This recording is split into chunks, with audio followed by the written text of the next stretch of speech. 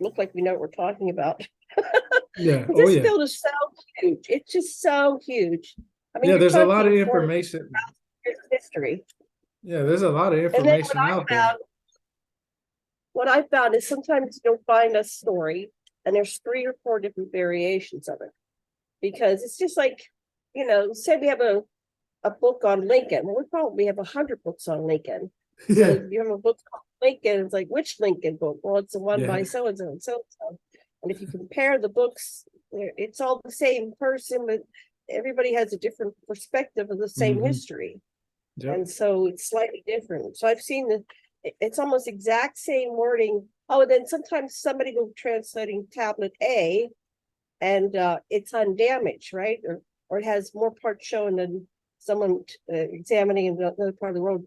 Tablet Yeah. B, it's the same story, but they'll say wiped out text and just dots, and Uh-huh. then they'll pick it up again. So then you're like, what were they Yeah. saying? Yep. You're So right. Yeah. it's really a fun field. Yep. And that's why I'm glad you guys are willing to do this because you know, like I said before, people get on Facebook and they'll just troll and do whatever they want to do, and it's just crazy that that's Mhm. the way they are. But I honestly truly want to know, so I'm going to ask questions, and and I challenge people all the time. People would tell me, "Hey, well, this is what this person says." So I say, "So where did they get their sources from?" And they'll say, "Well, I don't know." And I say, "Well, you didn't do enough research because you're supposed to know what you read and where they got their information from also. Like you can't just say, Right. like it would be ignorant for me just to say, let's just say, hey, I read Dr. Sasha Lessin's information, but I don't know where he got it from. I don't know what school he attended or anything like that. I just know that he said that. That wouldn't give him credit due because he spent years and has a college education on some of this stuff. So it would be ignorant for me not to even acknowledge that he has that Well, education Sasha and for that college information. references. Sasha's a Yeah, college professor, and so he's trained. You always quote your sources, yeah, but that's what and I'm he does saying all. is it So you can look and it see. takes away from him if I was to just say, oh well, I just read it in his book and that's it, and not instead of saying, well, I read it in his book and this is his credentials, so this is why I believe him because of this, or Right. I don't believe him because whatever the reason may be. The point is I like to give what credit is due. I mean, I seen his credentials, so of course I was like, yeah, this is he's the perfect person right now to talk to when it comes to Mhm. the Anunnaki. And the reason why I say that is because y'all have worked with Zecharia Sitchin. Zecharia Sitchin is no longer here. So I mean, yeah, his niece is here and stuff like that. But from what I understand, he asked you guys to help him bring this to the world's That's right. attention. What better That's right. person should I talk to other than the man himself that Dr. Sasha Lessin? Zecharia Sitchin is no longer here to speak. So I'm Right. pretty sure having somebody who worked with him, who has a college education, because everybody's always asking for credentials. They want to know you had what college you went to, what's your credentials, this and that, blah blah blah, how many years you've done it. Even though none of that really matters, because anybody is able to look up information today. But they want that, and I really honestly believe, Dr. Sasha Lesson, you are the man to talk to. You should be on the History Channel with all those other guys, George Sukilos, Eric Von Donigan. You have the credentials, you have the backup information. Not only that, those same people that I just named, they they admire Zecharia Sitchin also. They also say, hey, this is what I've read from his books. You were his, from what I understand, you were his right hand man, pretty much. You know what I mean? So I see it that way. What's different about what I do is that I'm a college professor, and so we have to talk like we're talking to intelligent 12-year-olds. Right, right. And so to make it in ordinary English that any smart teenager can understand. That's what it's a talent that I have, and so that's why he asked me to do it. When he asked a group of us to do, he said, write write letters to the editors when they're mentioning something about all the discoveries they're going to be telling you in I'm Am a I little bit looking in closer. the wrong place? Yeah, yeah, I'm gonna put you They're more going on to be talking screen. about all the discoveries they're going to be making in astronomy. And Mhm. every time they do, write a thing to the letters to the editor of all the magazines and say the Sumerians said that so many years ago, and now you're just finding it. And so he was very conscious of wanting the general public to know what he had to say. Yeah. And I just did a podcast discussion with Jim Willis. He has a book called Ancient Gods. And we had a discussion. He was talking about Zecharia Sitchin, and also, what I've really honestly enjoyed about from reading your website, because your website has hours and hours and hours of information. People just don't understand that you have information out there. And when I asked you, I think it was almost a year ago now, to do this podcast discussion, like I said, I asked you because first of all, your credentials. Like I said, everybody wants credentials. So you have credentials. You're a college professor, so you know how to speak. You know how to give. You know how to use the correct words. You know how to make. You know how to make people understand. You teach people. So that's another side thing. And then on top of that, you're also open-minded. So that helps out too, because a lot of people are closed-minded. They only believe one thing, or they believe one thing and don't even, and it might just be something, outlandish or crazy, just like anything anybody can think of, but they won't believe they're just basically stuck in their beliefs and nothing else matters. And what I mean by that is like for religion. In religion, many people believe in gods. Okay, different. No matter which religion you have, there's different gods or whatnot. So when it comes to those different gods, there's different religions, and with those different religions, there's mentionings of, no matter what religion text you read, there's mentions of different gods. So that means there's multiple gods, multiple religions. That means there's multiple possibilities, multiple theories. But maybe people it could be one out of 1,000 theories out there. And one out of those 1,000 theories, all of them have a connection some way, somehow. You just got to be open-minded enough to look for it. Beautifully said. Right on. I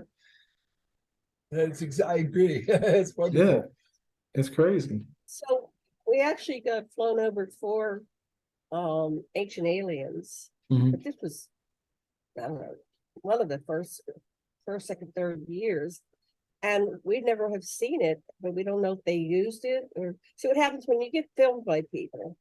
They can do whatever they want with the material, Right, and right. they sometimes catch things in the future, when it's relevant, right? Yeah, yeah. And then the other thing we noticed is they weren't asking us about the Anunnaki. It was like For they were really? asking us weird subjects we didn't know anything about. So you're So saying you were already talking to them in the we got past. filmed by them. We Oh, don't you know if got they them. ever used any of it. We haven't watched all. We failed the audition. Okay. Or, Oh, you felt that. they maybe didn't like But see, and have you know what? It's okay. funny that That it's fun. we It's put funny on that you say that.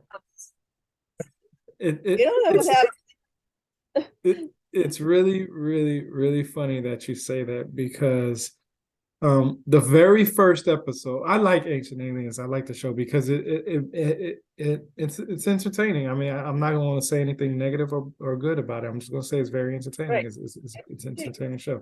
And I watched the first episode, and I believe it came like out in March or something like that. It was the first show was basically the book that they have.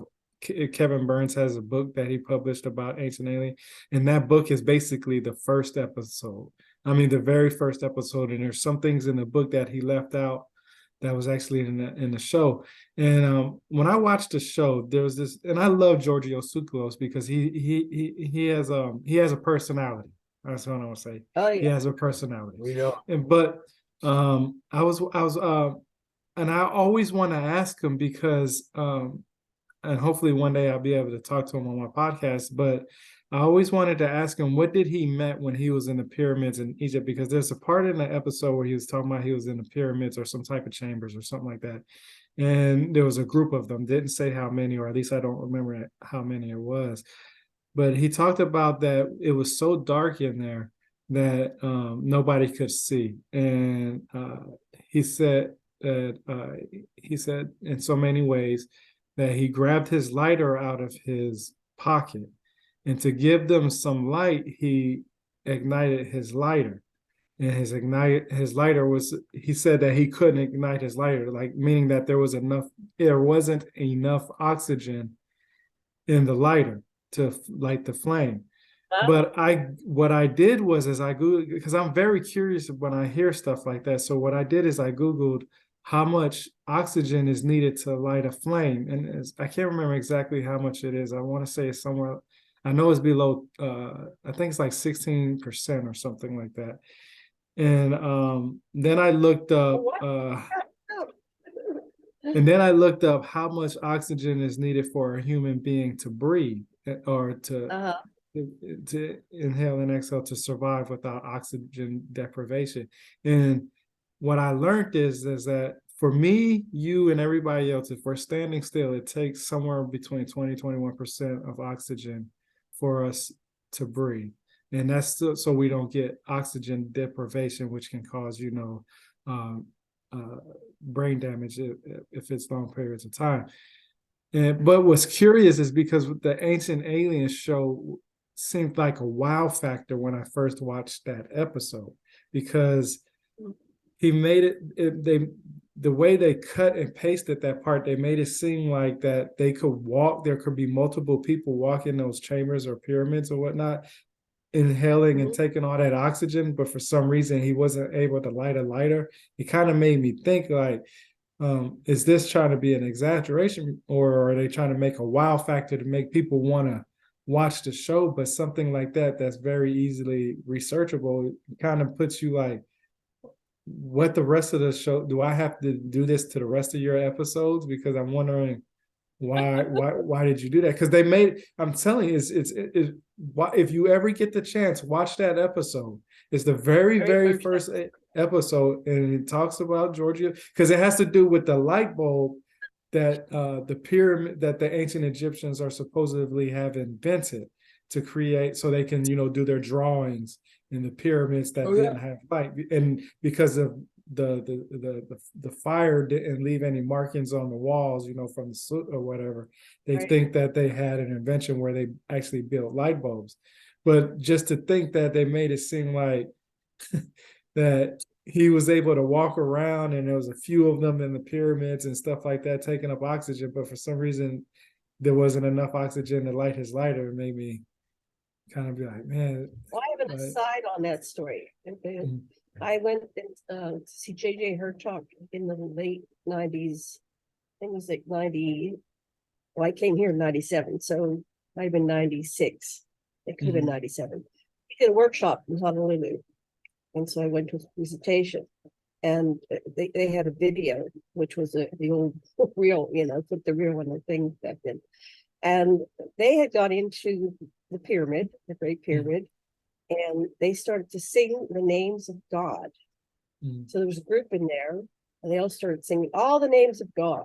And then this light just came up from nowhere and totally illuminated the entire inside of the pyramid.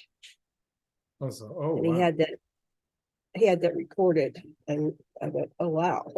Now that was back with a real camera and processing it, developing it, put it on a scientist, and so I don't think that was faked. And so maybe that's how they illuminated it, but it didn't tie in Giorgio information. That's possible. There's a possibility, and I'm glad you brought that up, because that's going to be interesting. That's going to add to the theories. But I think it was just more interesting to me because you guys said that you basically failed the audition. Maybe they were looking for a certain type of people that in my eyes had a wow factor to it, because that was a wow factor. But it also kind of threw me off. The very first episode actually kind of threw me off, because I was like, maybe I'm still wrong. Maybe I'm thinking about it wrong, and hopefully somebody will catch this and say, "Hey, look, hey, you're wrong. You're thinking of it wrong." But I literally looked it up. It does say that it takes more oxygen for a human to survive without oxygen deprivation than it is to light a lighter. They should have been able to light a lighter, you know? So It's, you're so right. They do stage things. I remember when Jen and I were promoting polyamory on the Lisa Gibbons show, and they asked, "Hey, would you guys mind posing this away and that away, and enacting this and that, and all getting in bed together for our camera and so forth?" And we said, "Sure, we'll do that." And so since I recognize that I did that, Ow, I you hit my show. I understand if other people. Yeah, they stage things. We've been on 10 television shows. And I don't They hold it stage again. things. They stage things a lot, and they strip things out. And anyway, we're taking a lot of time on this, but well, we I can was just gonna do say this one. This one can be just a commentary one for today. And I mean, we don't have to do a slideshow today. We could just do we have a another really nice 10, 15. there, but we can just chat. Yeah, we can do So another 10, 15 minutes. share and chat with us, honey. That way, Yeah. because see, this is a perfect opportunity. This is perfectly what you said. I don't know if you remember what I said the very first time we did this. I said I wanted you guys to be as natural as possible, because I feel like when I watch TV, when I watch these documentaries and stuff, like I didn't know how editing was. Like when when I started my podcast and everything, I didn't know that you could stop and retake and redo it, and it's all about making sure everything lines up perfectly. And there's a whole mess to make it look good. But when you make it look too good, you notice that it's also some of the stuff is fake. Like when I do my podcast, I do it as natural as I can do it at that moment. Like I don't do too many retakes. If I mess up, I'll just keep rolling. If I don't know how to pronounce a word, that's fine. You know why? Because I read the word. I just never heard nobody say the word. So I have no problem pronouncing the word wrong. And if anybody is so focused on me pronouncing the word wrong, maybe they should think about it and say, hey, maybe he read it somewhere and never heard nobody say it. So let me get him on. Let me talk to him on his podcast, because I'm always on my podcast. I'm always wanting to talk to people, and it's amazing to me that a lot of people take the time to bash people for what they do and what they don't know. I know there was a time when I was just like, how do people don't know this? But that's only because I was looking at ignorant eyes. When I was little, I'm not going to say little, but when I was growing up as a kid, they made it seem like in school, if you didn't know something or remember something, then that was your fault and you're just a little behind and you're not going to make it that far in life, which is not true, because we all learn at different paces and stuff like that. That's why everybody reach goals, at different paces, and goals can be subjective. Some people might want a big old house, and some people might just want a condo. So some people will work just hard enough to get that condo and live comfortably without having to bust their butt to live in a mansion. It's different. To me, it's different ideas on how things can be achieved. And when I was talking, when I did the discussion earlier with Jim Willis, he said something that was that I just thought about with you guys. If this was the old 1990s and early 2000s, we probably would never even have these type of discussions. I would probably have read your books and that's about it, but I would never been able to have this close of a connection with you where I can talk to you with your innermost thoughts and stuff like that about the Anunnaki and ancient times and stuff.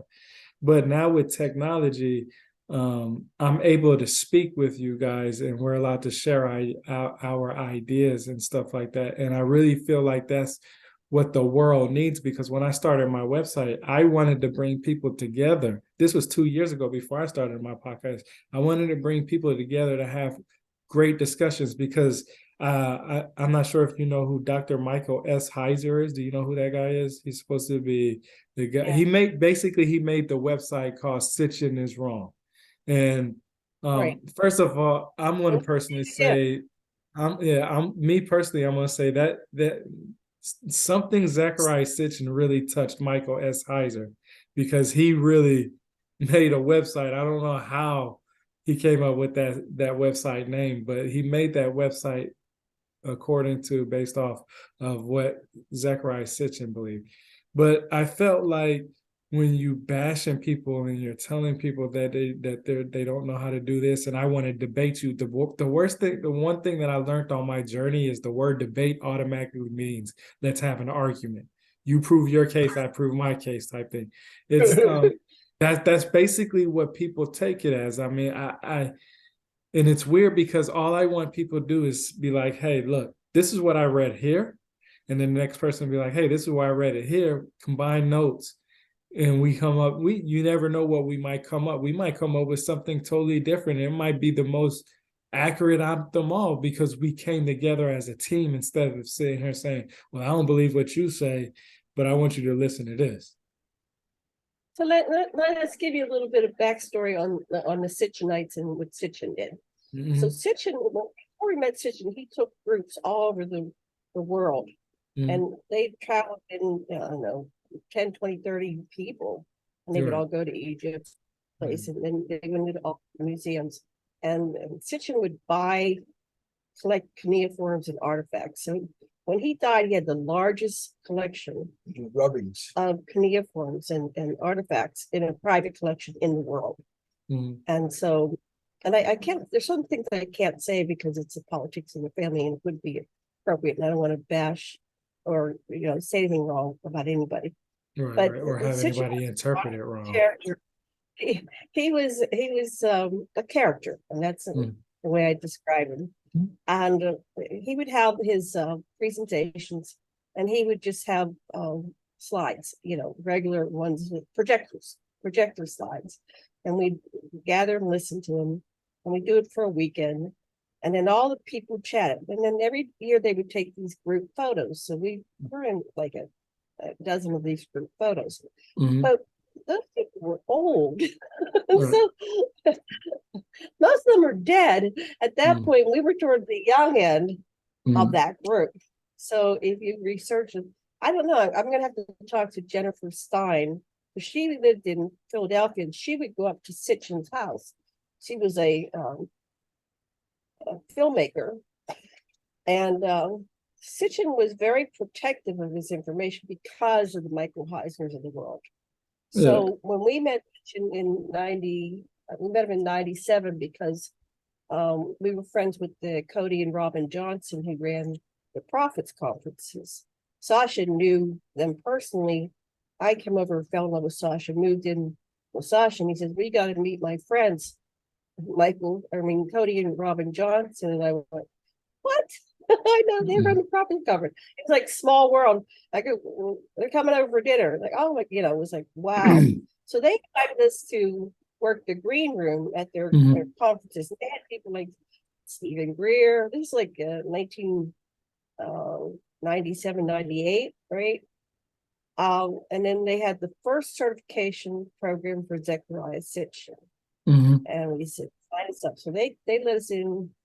So we got to work, and they let us in, and it was just wonderful. We were just like, wow. Now, when I met Dr. Lessin, he was on a different path, and I put what was that book, The Gods of Eden, on the back of his toilet. Because they didn't know how to say how do you tell your new life partner that you're an abductee experiencer and you're into all this UFO ancient alien stuff. So it sat there for a little while, and then he came out one day and he says, is there more of this? I go, yeah, there's this guy called Zecharia Sitchin. This is before we met Sitchin. So we went down to, remember Borders? We went down to Borders. We bought everything they had on the shelf, and then we looked it up in their computer, and we ordered everything else. That was before Amazon, right? Yeah. And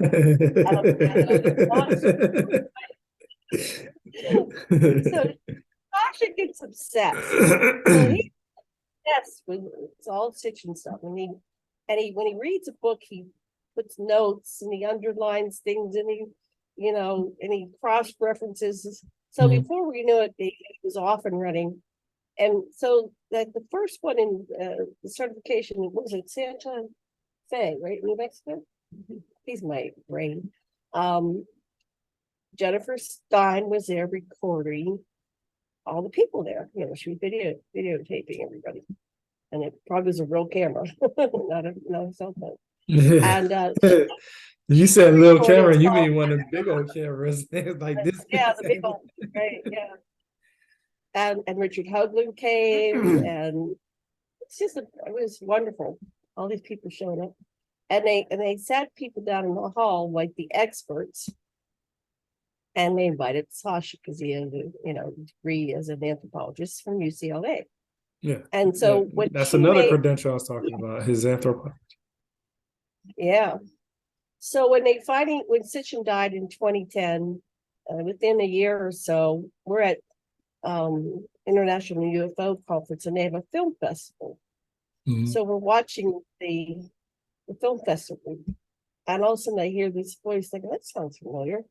And that was Sasha talking, and it had him speaking before, and I went, oh, anyway, he had only been studying for a short while, and he had pretty much mastered the information. And he's saying all this stuff that was so good that even like what's that guy's name? Sheehan, the lawyer. What's his name? Michael Sheehan. I think something like that. So they chose him to be part of this. So you can watch it on YouTube. It's called I Remember Zecharia Sitchin, or That's right. yeah, it's Mhm. you can watch that. And Oh, there's my but- young man, Sasha the young man, talking about within the first year of starting to study him. So now that group is still together, loosely organized. I don't think it's really organized much at all. I think anyone knows who everybody is Jennifer Stein. If she even wasn't in the group that went traveling, she started taking her own groups after. And then she made the movie, what's the guy's name? Fire in the Sky. Oh, Travis Walton. yeah, Travis Walton. Yeah, She I'm made telling Travis you, Walton. that's what got me into when I was a little kid. I can't remember how old I was, but I know it was during this time frame, December time frame, because I know because my dad used to make he used to take Christmas lights and make either a Christmas tree or a star on our windows with the Christmas tree. So it was always cool. So like he'll plug it in, and well, our windows would be lit up with either a Christmas tree or a star or something. And I remember I remember that because I used I watched that movie Fire in the Sky when I was a little kid, and being a little kid, our imagination, is so wild now. Today is not that much because CGI takes in a lot of our imagination these days. But back then watching that movie, it didn't have none of that stuff. So when I watched that movie and I learned about, and I had already knew about UFOs and stuff like that. And when I was a little kid, I never could understand what's the difference between the many different gods or God in the Bible or an alien. I couldn't understand what was the difference because they're both from outside of Earth's atmosphere. At least that's how I understand. So alien and God basically means the same thing to me. It's just whether you want to be an ancient alien theorist or if you want to be a religious person. To me, there's really no difference. And I'll love to talk about that in the future. But when I watched that movie, I was like, I got more interested in aliens, and he was very sure and factual about what he was saying. He was saying, look, this happened to me. Like this, I got abducted. Okay. They did these experiments on me, or tried to at least. They had me in this, I don't know, this coffin like thing. I mean, they had them in this silicone, and it was just so weird how they had them. But he was honestly saying, this is what happened to me. And that was like the first real story that I heard of an abductee. I can't remember. I was probably like 10, 11 years old, maybe younger than that. And then I heard about, yeah. And then, I watched that movie I watched that movie every now and then, like once in a blue moon. Listen, Janet actually hypnotized him, and he got to the real story of what Oh, really really? was Yeah, happening. I would Yeah. love to have if y'all if you guys have contact with him, I would love to have a discussion with him. Shoot. I mean, Well, he I'm not sure what he's doing. I think he's kind of Retired, yeah. retired because yeah, he was he spoke he was about it a doing lot. 30, 40 conferences, you know. He Yeah. spoke out, and he used to play his guitar in the beginning all and the he time. was traveling everywhere. So what happened was we interviewed him several times. Mhm. And you know, when you keep saying the same story over, you go deeper, deeper. So you start your memory starts You remember putting more. putting Yeah. the piece together. So Mhm. over time, the story changed because he was remembering more. And during the abductions, they mind wipe you. But sometimes the trauma is so extensive that your brain starts piecing it together. And that's a problem that the government has when they try to make Manchurian super soldiers, is that they start remembering That's things, and wild. they're always trying to fight them, and they remember things. So when I was interviewing him, it was a long story short. We were finishing a conference, and he agreed to come on my show, which was, what was it, every Sunday or something.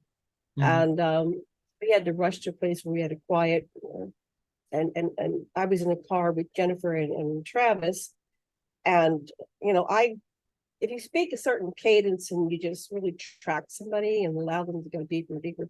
So he went really deep into his story. And then he remembered, oh, I was dead. So what they accidentally killed him. And then they brought him back to life. And So I he have that was recording resurrected. again. Yeah, they put him where he'd be found. No. You weren't home yet. No, he was in the ship, but No, I mean, where did they leave him after? oh, I'm talking about while he's on the ship. Oh, okay. So that's why they brought him on this ship, was to They accidentally killed. revive him, because they accidentally killed him.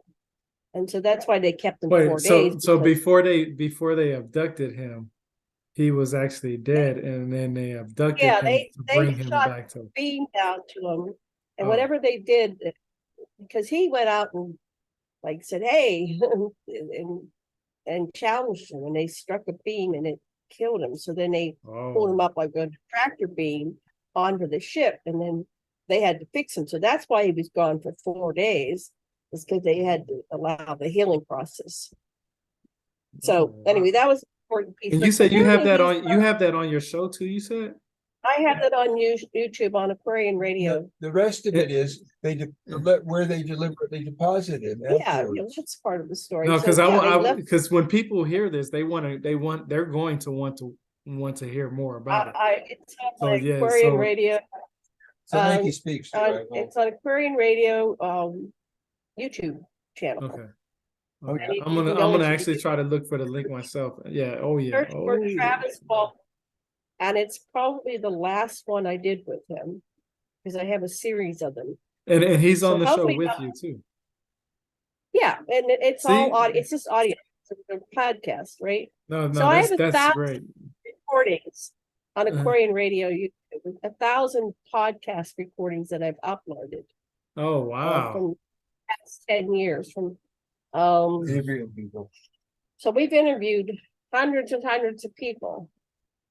And then when how do you disappear? You're supposed to be on the screen here. He's being natural. He's doing yoga over there. No, he doesn't sit still. He came out of the room wiggling. He doesn't like to sit still. You don't sit still. You're rocking. I don't. I don't. You know, it makes me when I watch these panels on regular news shows, and they're all just staring at the screen, Yeah. waiting for their chance. But we're Yeah. like, woo! That's why I say, because it's more natural. I mean, like, I want to connect to the people, and I want them to feel like, hey, I'm really serious about this. Like, I'll laugh, I have jokes, and I can do it all too. I just want, I like things to be natural. I love things natural, because we're in a natural world. Why try to make everything so perfect? Nobody speaks perfectly. Nobody looks perfectly. Nobody knows everything perfectly. You can't remember everything. You're going to mess up stuff. You're going to misquote things. You're going to sometimes have the wrong information. You're going to have the good information. Just be natural. That's all. If you take anything else to heart too much, like some people, like I'll get on Facebook and I'll interact with anybody that comments on my stuff. It's just I have a lot of time on my hands. Interacting with people with this is different. You don't have too many people like who would interact with, like I'll in basic terms, I'm a nobody. Like you guys have, like you said, you have thousands of recordings. You have a PhD, Dr. Sasha Lessin. You guys have so many things out there that I'm basically starting from the ground, just trying to learn this stuff. And you guys gave me the opportunity to share what I've learned. And it seems like I'm on the right path. And I got the right people to help me learn and stuff like that. Like I said, you guys worked with Zecharia Sitchin, so why wouldn't anybody want to talk to you guys? You guys have the bread and butter of the information, and you have the credentials to back it up. So there's no reason not to. We're just people, funny people. Yeah. So, what would you like to say, Sasha? Because we've been talking for a long time. Yeah, we can cut it after this if you guys want to. We've been talking for a while. There's much information that Zecharia was totally familiar with, but chose not to share. Yeah, I read it in his books. He says that in his books, that he doesn't want to share some of that information because sometimes some of the negative input. I mean, he already has it on his head, so. But he cut loose in the alternate story that he has, Gilgamesh's story, The King Who Wouldn't Die. That's really excellent. I really highly recommend it because he pulled out the stops when he talked about. You look at my website first, enkispeaks.com, and look at Inanna and Gilgamesh, and there's some YouTubes we made about it and everything. That's fun. And we're also, we were in the Florida conference, and I forget what year that was, 2005 or 6 or something.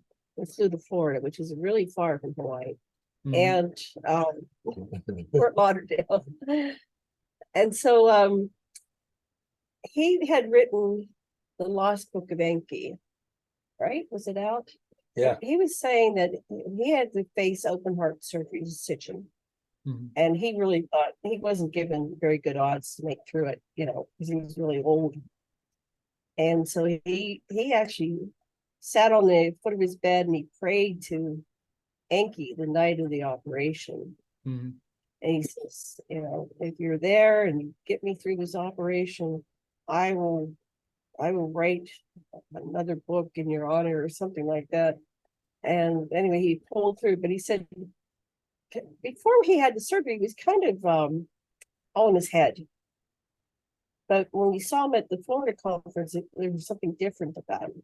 And he was speaking from his heart. And he said, well, you know what happened? When you have open heart surgery, they split you from the top to the bottom and they open your chest. He said, I've opened my heart after open heart surgery. And it was a great change in him. He was just really more approachable and personable and appreciative of life and enjoying life. So that was, and he had his whole family there, his wife and his brother, and they were all very supportive of him. And it was interesting to see. They had this divine love. He and his wife, they were just so cute together. And I think she died before him. So that usually when the first one goes, the other one kind of follows. Right. It happened with the Queen of England. So, but this Lost Book of Enki was another one. Here, I have it right here. Or he pulled all stops. I have a copy of it also. Show the audience. Anyway, this one's a well-loved copy. Yep, that's the same. Oh no! You had it right. You had it right. You had it right on my screen. No, it's upside down. No, it looks like you might have a setting on there that's different because it looks right up on mine. The mirror effect. Backwards on our end, yeah. Anyway, this I have that book too, and what I learned from that book is he took basically all his sources and put it into that. Well, not all his sources, but he put as much as his sources from all the books that he read or wrote, and all the information that he digested over the years into basically that the lost book of Inky book. I always say that wrong for some reason.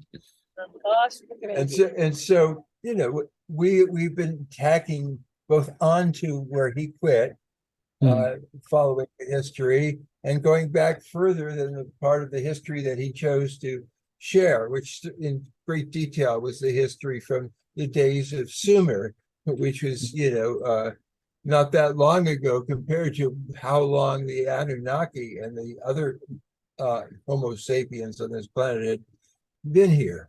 Plus Right. we're They incorporating were here 150,000 years ago, and Sumer wasn't around until 6,000 years ago. Right. right. Plus we've incorporated all the stories of the previous species, and if you go, what's his name? Cuomo? Not Cuomo. The guy who, anyway, I gotta look him up. He goes back to the billions of years on the earth, and he talks about Cremo. He talks about the giants, and he, you know, the digs where they find the enormous. There's some 30-foot tall giants, and there's a lot of you know, 7, 8, 9, 10, 15 feet giants. So there's all these different generations of giants. So Cremo talked about how they took samples of this mountain, and when they went down into the mountain at the, you know, 3 billion level, or, you know, that's where they found the giants. So there were, you know, with the earth changes of the Nibiru coming through, and it makes things change.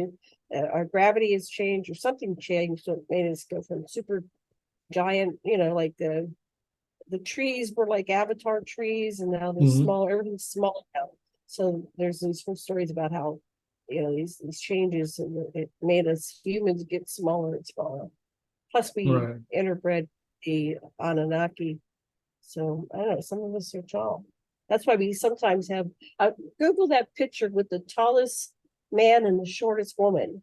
Right. And you go, my goodness, how diverse human beings can be. And it's unreal. There's this little tiny person. She's like this compared to this giant person. And you can see the scale of the early humans when they were interacting with the Anunnaki. But apparently they put themselves in stasis in the halls of Amenti and project avatars and then come and walk among us. So you may have had lunch with an Anunnaki or 2 or 3 or 5 or whole family. So they can look like anything. And I've interviewed, Sasha and I have interviewed, you know, hundreds of experiencers, and you know, these beings walk among us, and they can shapeshift. They can.